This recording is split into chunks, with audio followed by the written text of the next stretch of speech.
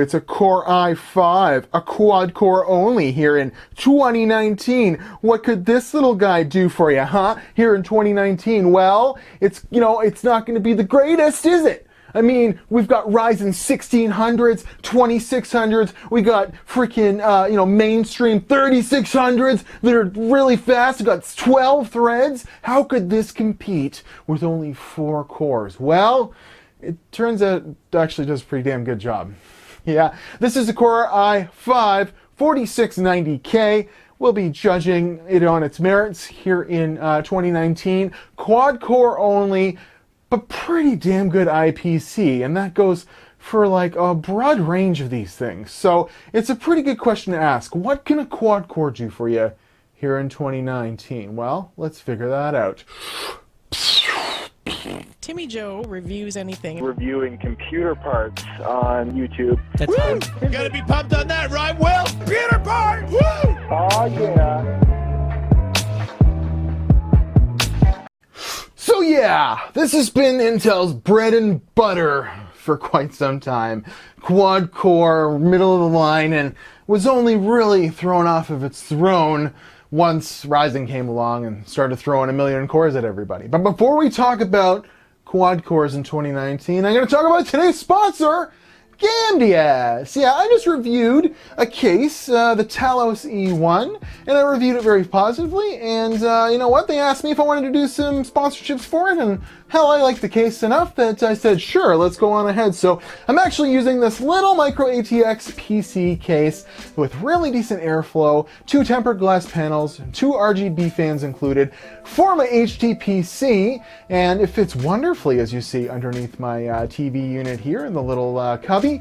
And we paired it with some of their Aeolus fans and their Kratos, power supply. All RGB is looking pretty snappy. Links are in the description if you're looking for an M-ATX case. Real small form factor that packs a punch, has a lot going for it. Then links in the description below. Check out Amazon or whatever. It's the Talos E1, the Aeolus fans, and their Kratos or their Astrape RGB power supplies. Good stuff. So on to the things without the shilling and the whatnot. So Core i5 4690K. If you've been following along with the channel, you'll know I got this in a system, and the same time I got a 4790 non-K, and the system I got didn't have overclockability, so why give him the K processor? So Core i7s sell a little bit better. I marketed that and sold the PC and all that good stuff, and I was left with this 4690 so we could do a review. And then I have a Z87 motherboard, Z87, whatever you want to call it, and an ITX with a 12-phase VRM. So I grabbed that, and actually for the last week and a half, I had it on my test bench, and I've been doing all my gaming on it. I've been playing a lot of Apex Legends, and I was actually pairing it over here with the MSI Trio, whatever. It's their 2070 Super, their gigantic, amazing video card. And no, it's not a 2080 Ti. I don't have one of those, but this should be more than enough video card for a quad core in 2019. So I've got comparison results for this versus my 7820X, so we can see what an 8-core, 16-thread, high-end Intel processor, what that can do versus a 4-core, 4-thread, little 4.8 gigahertz, overclocked to the max, little beast guy here could do, 5 years after it's, it being on the market. So, if you want to talk about quad-core i5s, well, they go back, all the way to the first generation and the 750, 760, something like that. The Linfield generation, you don't want those, okay? Those are like 45 nanometer, and they're no better than like Core 2 quads, like maybe this much better, with DDR3 support natively and stuff like that. But speaking in generalities, as long as you get an overclockable version, like a 2500K, or a 3570K, or going all the way up to the Skylake and Kaby Lake generations, the performance is actually fairly similar, going all the way back to the 2500K, all the way up to the latest i5 that had a quad core. And then you could even talk about, Core i3s here in the 8000 series. Like, these are quad-core only processors. There's an overclockable version even as well, but this is an 8300. So performance between all of those doesn't really go that far. Like, to give you an example, a Core i5 2500K in Cinebench gets around 700, and the best you'll really do with a Kaby Lake is maybe like 825, 850. So really, there's like not that big a disparity. There's like a 20% disparity between that whole range. Would you believe that? But we're talking about the middle of the range here, and like this is maxed out, overclocks and stuff like that. If you're talking about, the 2500K started at 3.3 gigahertz.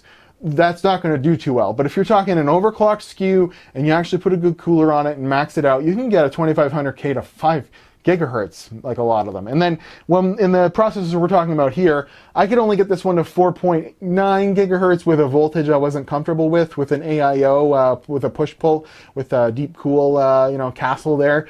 But, you know what? The luck could vary. You might get one that only goes to like 4.6 gigahertz. You might get one that goes to 5. And then as we get up in the range of Skylake and Kaby Lake, you usually get close to 5 gigahertz, especially if you delid them. I did not delid this. There isn't really the biggest need. Maybe I could have, well, anyways, we'll talk about performance now. So I've been using, for my gaming mostly, a Core i7 7820X. I've also got a Ryzen 3700X behind me. So both of those systems, I'm fairly comfortable with gaming on those with high-end video cards, and I know how it kind of feels. So when I went, spent a week or so playing Forza Horizon 4, playing Apex Legends, playing some different games and stuff. So, I tested a wide variety of them, as we'll see in some benchmarks. I was expecting to actually see the frame rate drop like a lot, especially in these newer titles, because Ryzen has come out and made it so the mainstream now is like 6 cores, 12 threads. I would assume that in 2019, most of these games would be optimized for it, and you'd be getting like hella extra frames compared to, a 16-threaded beast of a processor. But as it turns out, with at least this video card, which, I mean, it's not the top of the line, but it's pretty high up there. It's more than I would ever expect someone to pair with a quad core. Like a 10% variation in average frame rate. As far as, just gaming in general, it can do pretty damn well. So let's jump to some benchmarks. We have the comparison, the Core i5 4690K at 4.8 gigahertz with DDR3 2666, some of the best stuff out there. And we're going to compare it to my 7820X at 4.8 gigahertz as well with this bad boy here and see what the disparity could be when you cut the cores by 75% here in 2019.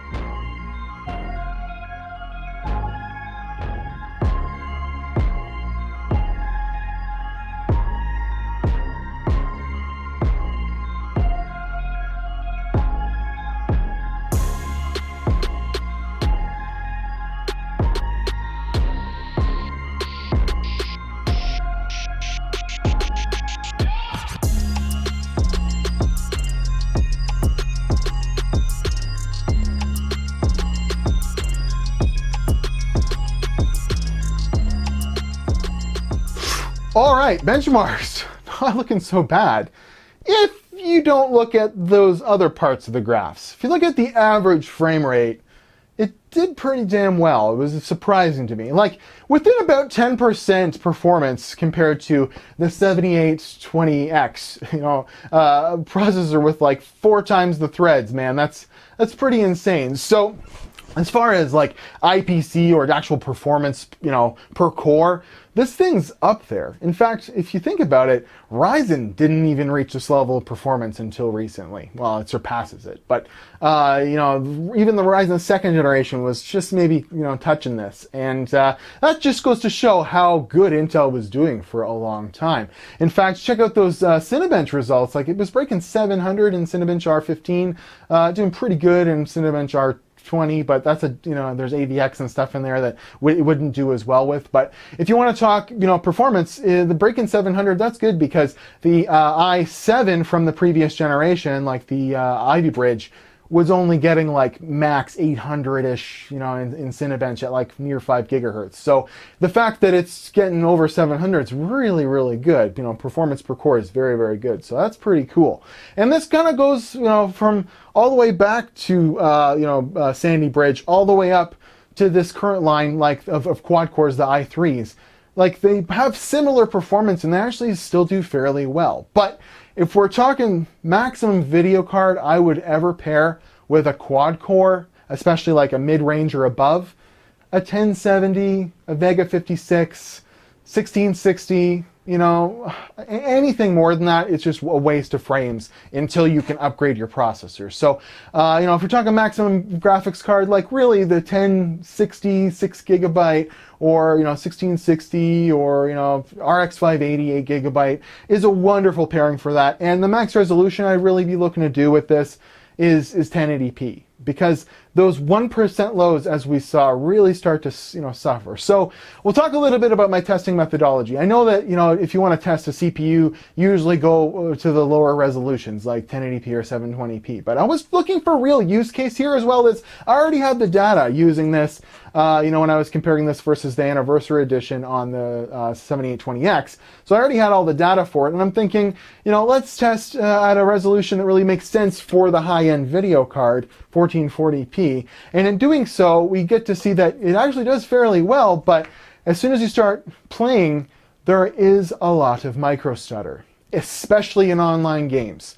And although I was expecting the average frame rate to be lower, what really ruined the experience in some of those games was when you go to turn to fire a gun at somebody, especially in Apex Legends, and it goes, and that's just for that split second, but it could ruin your gaming experience just like that. So quad core is really bordering on playable for certain scenarios. And would you ever want to stream with a Core i5?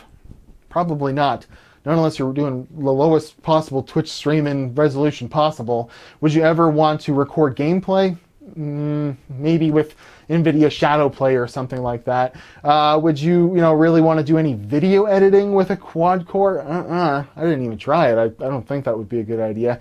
Maybe it would be all right for timeline scrubbing and stuff like that, but there's going to be a point where you're just waiting 4 times as long for your video render to happen. It's not going to be fun. So in summation, it did pretty damn well. And the performance per core is actually very close to that of today's processors on a Core i5 2500 and up. We'll say this one's a little bit better, but when you're limited to those 4 cores, there's a lot of use cases that start to look bad for this.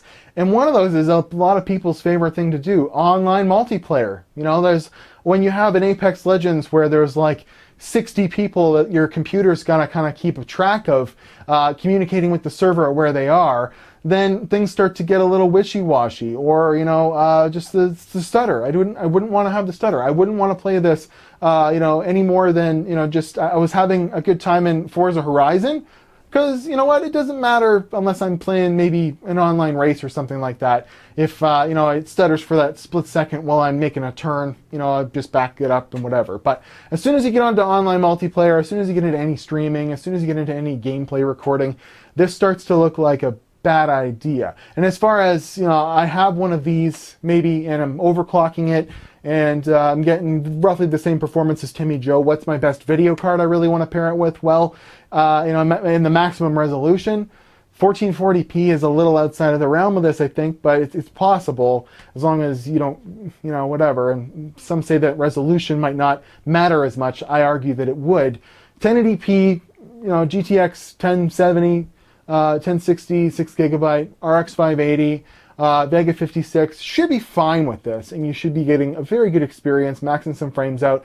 But, be aware of that micro stuttering that will happen. So I was very impressed, paired with this guy on how it did here in 2019. Pretty damn good, but caveats and all that good stuff. But I'm at Watch Timmy Joe on Instagram and Twitter. I'd love for you to follow me on Twitter. I don't have enough Twitter followers. I only have like 2,000. Come on, go follow me on Twitter. There's announcements about MSI collaborations on there that are pretty fun, and I actually give deals and stuff from time to time I find on Twitter. I give some funny anecdotes. I give little insights into my production schedule and stuff like that. And then if you really want to get into it, there's Patreon. That's a whole other thing where you can check out some inside videos and stuff like that. And we actually have some stuff coming up here we'll talk about in a second. But I want to thank Gamdias for sponsoring the video. I really enjoyed their Talos E1 case, and if you're looking for a small form factor case and at a pretty good deal with 2 RGB fans and tempered glass, links are in the description, and you can pair them with their fans and their power supplies for more RGB goodness. But before we go, September is coming very soon. I can't believe how fast the summer blew by here. And I have a little project that I'm working on for September that's going to be a lot of work.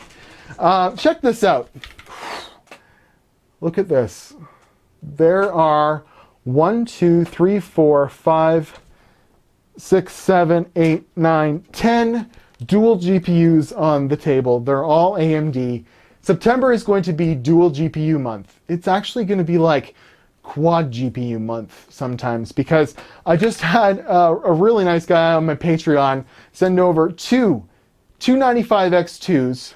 Is this one of them? No, this is a 7990. Two 7990s, two 295X2s. So those are very high-end dual GPU cards from AMD, as well as I've got the Pro Duo that we're going to start off with. This is a Polaris-based dual GPU, as well as I've got the 5970s that we're going to check out, and there's going to be some plumbing of water loops, and oh, look at this, an S10000 Fire Pro. These are very rare. So it's going to be a lot of fun to check these video cards out. So subscribe, stay tuned in September for a lot of fun videos upcoming.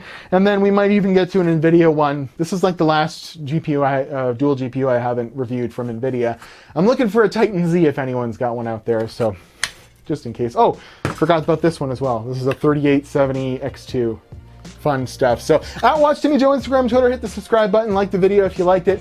Quad cores in 2019. Not doing so bad, actually, but I think their time's come, and it won't be long before it's just totally not a real good idea for anything except for, single-player games. The writing's on the wall, Core i5, but you're doing pretty well considering what I thought you'd do. I'll see you guys in another video. Quad cores! Goodbye!